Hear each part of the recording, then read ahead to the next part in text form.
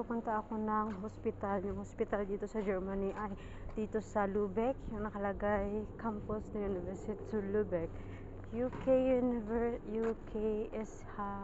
University Holstein. Ayan yung points kung saan ka pupunta. House 7. House A, ito naman yung mga emergency room. Pag pupunta kang emergency, hanapin natin yung point 7. Point 7, House A. Dito ako pupunta. Dito tayo pupunta, oh. House A. So, saan yun na banda? Tingnan natin. Diyan ako nag-park. Diyan tayo nag-park. Tingnan natin.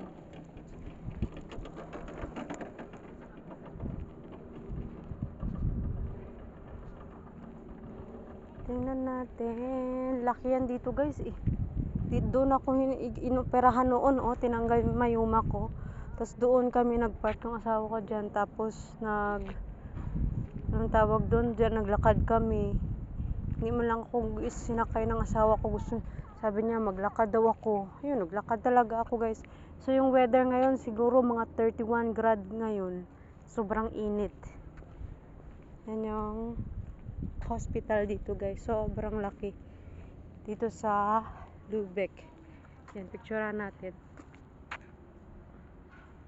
Yung parang kanilang tour, oh, yung pinaka-tour nila. So, malalaman mo. Dito naman, ay ibang ano naman yan dyan, mga post, mga service, ganon, dyan na area. Yan, maya ulit guys, ha.